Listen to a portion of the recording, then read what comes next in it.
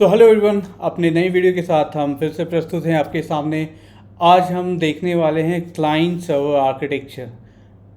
Yes, ये जो client server architecture है ये एक फंडामेंटल यूनिट आप बोल सकते हो सिस्टम डिज़ाइन की, और मुझे लगता है ये बहुत ही ज़्यादा इंपॉर्टेंट है एक सॉफ्टवेयर डेवलपर को समझना कि क्लाइंट सर्वर आर्किटेक्चर होती क्या है, किस तरह एक सॉफ्टवेयर एप्लीकेशन के लिए हम डिफरेंट लेयर डिज़ाइन करते हैं आर्किटेक्चर के लिए, और किस तरह से हम फ्रंट एंड बैक एंड और एपीआई और भी बहुत सारे जो डिफरेंट लेयर्स हम यूज़ करते हैं अपने एप्लीकेशन में, उसे हम किस तरह आर्किटेक्ट करते हैं और किस तरह यूज़ करते हैं। सो वीडियो में आगे बढ़ने से पहले मैं आपको बता दूं, मेरा नाम है अक्षय और मुझे अराउंड 10 ईयर्स के एक्सपीरियंस है सॉफ्टवेयर इंडस्ट्री में। तो मैं अपनी एक्सपीरियंस आपके साथ शेयर करूंगा और आपको काफ़ी सिंपल एग्जांपल के साथ आपको समझाने की कोशिश करूंगा हर एक टॉपिक। तो मेरी वीडियो थोड़ी लंबी हो सकती है, तो बने रहिए वीडियो के साथ। सो आज इस वीडियो में हम कवर करने वाले हैं कि क्लाइंट सर्वर आर्किटेक्चर होता क्या है, हमें क्लाइंट सर्वर आर्किटेक्चर की ज़रूरत क्यों है, कितने तरह के आर्किटेक्चर होते हैं, थिन क्लाइंट क्या है, थिक क्लाइंट क्या है, और इसके क्या बेनिफिट्स हैं। सो वीडियो में आगे बढ़ने से पहले हम समझ लेते हैं कि क्लाइंट सर्वर आर्किटेक्चर आखिर हमें चाहिए क्यों। तो मेरे पास एक एग्जांपल है, स्टार्ट करते हैं। मान लो आपको एक एप्लीकेशन बनानी है, मोबाइल एप्लीकेशन, वेब एप्लीकेशन, एक ई कॉमर्स एप्लीकेशन बनानी है पर्टिकुलरली। तो एप्लीकेशन बनाने के लिए आपको चाहिए क्या? एप्लीकेशन बनाने के लिए किसी भी एप्लीकेशन में आपको दो चीज़ें चाहिए होती है। पहली जो है वो यूज़र इंटरफेस। यूज़र इंटरफेस का मतलब होता है जहाँ पे आपके जो एंड यूज़र है वो आपके एप्लीकेशन के साथ इंटरेक्ट कर सके। एंड दूसरा आपको चाहिए होता है स्टोरेज या डेटाबेस, जहाँ पे आप डेटा को सेव करो। जैसे मान लो आप इंस्टाग्राम यूज़ करते हो, आप रील पोस्ट करते हो, फ़ोटोज़ पोस्ट करते हो, तो वो कहीं ना कहीं जाके वो सेव होता है। तो जैसे कि अगर मान लो हमें एक एप्लीकेशन बनाना है, तो आपको ये पता भी होगा क्लियरली कि मोबाइल में भी काफ़ी ज़्यादा मेमोरी होती है, स्टोरेज होती है, उसी तरह लैपटॉप में भी अपनी स्टोरेज, अपनी मेमोरी होती है। तो मान लो हम एक एप्लीकेशन बनाते हैं जहाँ पे यूज़र इंटरफेस जो है वो हमने बना लिया मोबाइल एप्लीकेशन और वेब एप्लीकेशन, और जो स्टोरेज है हम वो मोबाइल का ही या फिर हम अपने डेस्कटॉप का ही स्टोरेज यूज़ कर रहे हैं और उसको सेव कर रहे हैं। तो ये एक क्लोज सिस्टम हो गया जहाँ पे हम एक ही सिस्टम में, मतलब मोबाइल एप्लीकेशन में ही एप्लीकेशन को रन कर रहे हैं और मोबाइल एप्लीकेशन में ही उस एप्लीकेशन की डेटा को सेव कर रहे हैं। तो मान लो यहाँ पे ई कॉमर्स में आप अगर मान लो ऐड टू कार्ट करते हो या फिर अपने प्रोडक्ट को फेवरेट में ऐड करते हो, तो क्या आपको लगता है कि आपने जो ऐड किया है वो अगर आप किसी और मोबाइल के थ्रू इस सेम एप्लीकेशन को रन करो तो वो आपको मिलेगा? जी हाँ, बिल्कुल नहीं मिलेगा, क्योंकि आप जो भी डेटा सेव कर रहे हो वो अपने लोकल स्टोरेज पे सेव कर रहे हो। हम यहाँ पे इसे लोकल स्टोरेज बोलते हैं टेक्नोलॉजी टर्म में। तो होता क्या है, इस सिस्टम को हम बोल सकते हैं एक वन टीयर आर्किटेक्चर। मतलब एक सिंगल लेयर में हम अपनी यूज़र इंटरफेस, जिसे हम रिप्रेजेंटेशन लेयर भी बोलते हैं, और जो अपना डेटाबेस लेयर है उस जो डेटाबेस है उसको एक साथ ही अगर हम रखते हैं एक ही लेयर में, तो उसे हम सिंगल आर्किटेक्चर बोल सकते हैं, सिंगल टीयर आर्किटेक्चर बोल सकते हैं। जैसे बहुत सारे एग्जांपल है, जैसे आप मान लो कि आप अपने मोबाइल में गैलरी ऐप यूज़ करते हो, आप फ़ोटो क्लिक करते हो, गैलरी में सेव करते हो, तो वो आपके मोबाइल तक ही लिमिटेड रहता है। अगर आप दूसरे के मोबाइल से अपनी गैलरी को एक्सेस करना चाहो तो ऑब्वियस सी बात है कि आपको आपकी फ़ोटोज़ वीडियोज़ जो है वो नहीं मिलेगी। इसी तरह और भी एप्लीकेशन है, जैसे मान लो कि आप डेस्कटॉप में फ़ोटोशॉप यूज़ करते हो, तो फ़ोटोशॉप आप जब यूज़ कर रहे हो उसको, उसमें कोई भी फ़ोटो एडिट कर रहे हो, तो वो जो एडिटेड फ़ोटो है वो आपके सिस्टम में ही रहेगा, जो आपने सेव किया वो किसी और सिस्टम में सेव नहीं होगा। तो ये एक आर्किटेक्चर है जो कि सिंगल लेयर आर्किटेक्चर है, जिसे हम बोलते हैं वन टीयर आर्किटेक्चर बोल सकते हैं। क्लियर? सो आगे देखते हैं आखिर में क्लाइंट सर्वर आर्किटेक्चर है क्या। तो अब अभी आपको प्रॉब्लम समझ में आ गई होगी कि यहाँ पे जब हमने एक ही सिंगल लेयर में डेटा को सेव किया, तो हम दूसरे डिवाइस से या दूसरे ब्राउज़र से उस डेटा को एक्सेस नहीं कर पा रहे। तो मतलब हमें एक ऐसा डेटाबेस लेयर चाहिए, ओके, या सर्वर चाहिए जो हमेशा अप एंड रनिंग हो, और हम वहाँ पे जितनी मर्जी हम उतने रिक्वेस्ट रेज कर सकें डेटा के लिए, एंड उतना हमें रिस्पांस मिल सके जब चाहे। और जहाँ से चाहें। मान लो अभी हम एप्लीकेशन जो है वो हैदराबाद से यूज़ कर रहे हैं, बाद में मुझे दिल्ली से यूज़ करना, तो हम वो कर सकते हैं। इवन हम मल्टीपल डिवाइसेस भी यूज़ कर सकते हैं, क्योंकि हमारा जो डेटा है ना वो सेंट्रलाइज है, वो कहीं एक लोकेशन में अवेलेबल है हमेशा के लिए। तो यहाँ पे आप क्लियरली देख सकते हो, यहाँ पे जो आर्किटेक्चर है ना वो एक क्लाइंट है जिसे हम प्रेजेंटेशन लेयर बोलते हैं, और दूसरा है अपना सर्वर जिसे हम डेटाबेस लेयर बोलते हैं। यहाँ पे जो क्लाइंट है और जो डेटाबेस है वो एक दूसरे के साथ डायरेक्टली कम्युनिकेट कर रही है, और ये दो लेयर में डिवाइडेड है। सो हम इस आर्किटेक्चर को बोलते हैं क्लाइंट सर्वर आर्किटेक्चर। काफ़ी सिंपल था, मुझे पता है। तो ये अपना है क्लाइंट सर्वर आर्किटेक्चर, और इसे हम बोलते हैं टू टियर आर्किटेक्चर। सिंपल सी बात है, टियर्स का मतलब होता है लेयर्स, तो जितने ज़्यादा लेयर्स उतने ज़्यादा टियर्स। सो ये है अपना टू टियर आर्किटेक्चर, मतलब दो लेयर वाली आर्किटेक्चर, जहाँ पे एक साइड पे अपना प्रेजेंटेशन लेयर है जिसको हम यूजर इंटरफेस भी बोल सकते हैं, एंड दूसरा है अपना सर्वर जहाँ पे डेटाबेस लेयर अपनी अवेलेबल है। यहाँ पे क्या होता है, जो आपकी क्लाइंट है वो डेटाबेस से डायरेक्टली कम्युनिकेट करती है, जो भी डेटा उसे चाहिए होता है वो डेटाबेस से जाके क्वेरी करके ले आती है। अभी हम आगे चल के देखते हैं कि थ्री टियर आर्किटेक्चर क्या होता है, उसमें स्पेशल क्या है।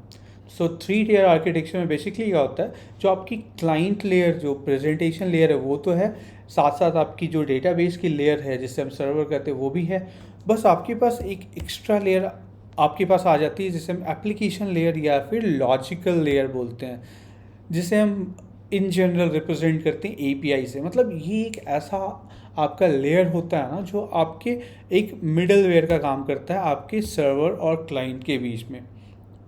तो अगर एपीआई के बारे में आपको डाउट है, आपको नहीं पता है, तो आप मेरी पहले की वीडियो देख सकते हो, मैंने डिटेल में समझाया है कि एपीआई क्या होती है और किस तरह से काम करती है। तो लिंक आपको डिस्क्रिप्शन में मिल जाएगी, आप चेक कर लें एंड ज़रूर एपीआई को देख लें एक बार।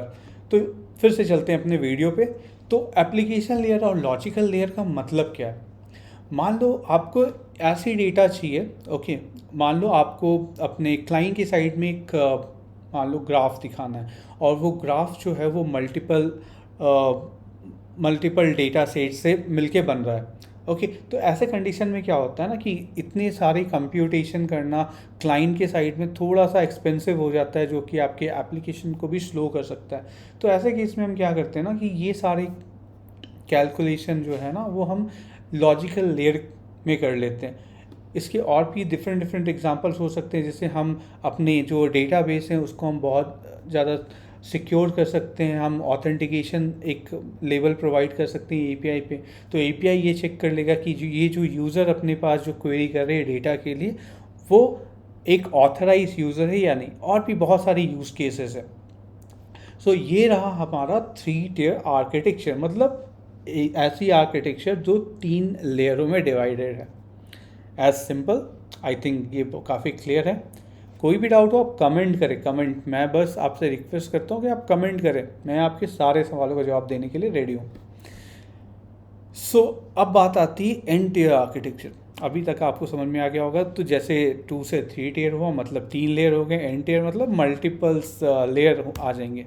एग्जैक्टली तो यहाँ पे क्या होता है ना कि जो भी आपके रिक्वेस्ट एंड रिस्पॉन्स है ना वो मल्टीपल टियर्स में काम करती है। मतलब या तो आप लॉजिकल लेयर के मल्टीपल इंस्टेंसेस क्रिएट कर लो, मतलब आपकी जो एपीआई है ना वो माइक्रो सर्विसेज पे काम कर रही है, हर एक फीचर के लिए डिफरेंट डिफरेंट एपीआई है जो डिफरेंट डिफरेंट प्लेसेस पे रन कर रही। या फिर आप दूसरा ये कर सकते हो कि आपकी जो डेटाबेस है ना उसको आप स्प्लिट कर दो मल्टीपल इंस्टेंस में।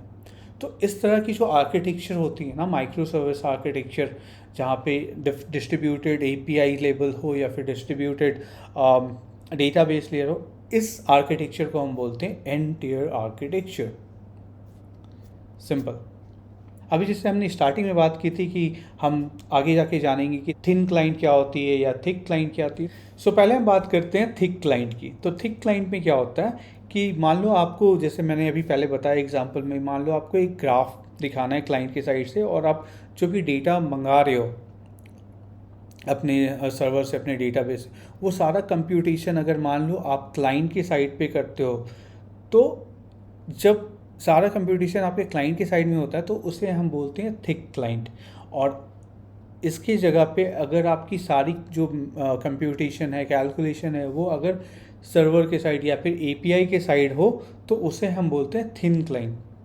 और फॉर द बेस्ट प्रैक्टिसेस हमें थिन क्लाइंट यूज़ करनी चाहिए, क्योंकि थिन क्लाइंट में क्या होता है कि आपको सिंपली जो आपकी एप्लीकेशन, मतलब आपके जो प्रेजेंटेशन लेयर में बस आपको जो डेटा दिखाना है वो आप बस सर्वर से रिक्वेस्ट करो, एपीआई पे वो कंप्यूट करके आपको सिंपल डेटा वो प्रोवाइड कर दे। इसमें क्या होता है, आपकी एप्लीकेशन जो होती है वो काफ़ी इफ़िशिएंट एंड फास्ट हो जाती है। तो ये रहा हमारा कंप्लीटली क्लाइंट सर्वर आर्किटेक्चर। फिर से मैं यही बोलूँगा, आप कमेंट करो कोई भी डाउट हो तो। अभी इसके बेनिफिट क्या हैं? तो बेनिफिट, बहुत सारे बेनिफिट हैं क्लाइंट सर्वर आर्किटेक्चर के। तो पहला बेनिफिट हम बात करें तो सेंट्रलाइज मैनेजमेंट। जैसे मैंने आपको बताया कि डेटाबेस जो आपकी है वो सेंट्रलाइज है, वो एक किसी पर्टिकुलर लोकेशन पे हमेशा अप एंड रनिंग है। आपको जब भी डेटा सेव करनी वहाँ पे सेव कर दो, जब भी आपको डेटा चाहिए वहाँ से डेटा ले आओ, सिंपल। उसके बाद सिक्योरिटी। अभी क्या होता है कि आपने देखा होगा 2 टियर आर्किटेक्चर में क्या हो रहा था कि डेटाबेस से डायरेक्टली कम्युनिकेट कर रही है प्रेजेंटेशन लेयर, तो इसमें थोड़ा सिक्योरिटी का इश्यूज हो जाता है क्योंकि आप डेटाबेस को डायरेक्टली एक्सेस कर रहे हो। तो जैसे जब आप एपीआई मिडलवेयर में यूज़ करते हैं तो हम वहाँ पे मल्टीपल सिक्योरिटीज़ ऐड कर सकते हैं, ऑथराइजेशन, ऑथेंटिकेशन, जिससे हम एक ऑथराइज्ड यूज़र को ही एक्सेस दें अपनी एपीआईज़ की, अपने डेटाबेस की। Next, scalability.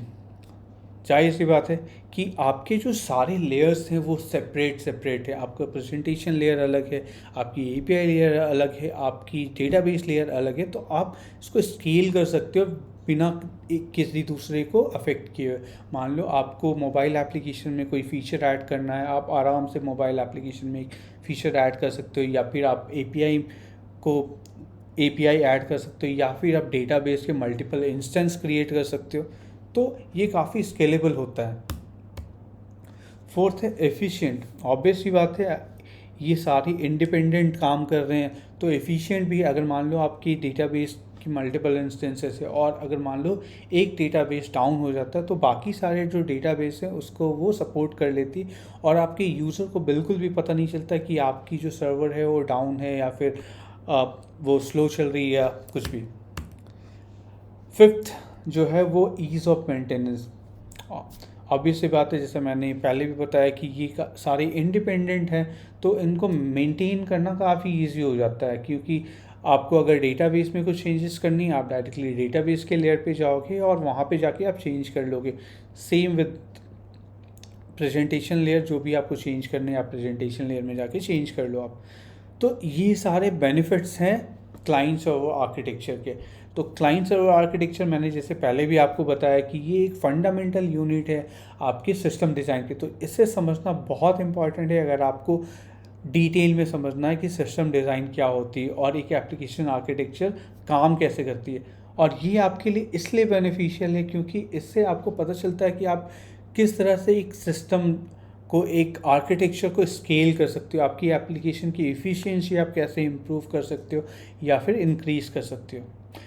So I hope कि आपको काफ़ी मज़ा आया होगा और आपको सारी चीज़ें क्लियर होगी। तो जाहिर सी बात है, अगर अच्छा लगा तो लाइक करें, कमेंट करें, सब्सक्राइब करें, शेयर करें। बस इतना ही चाहिए मुझे। तो मिलते हैं फिर दूसरे वीडियो में। Thank you.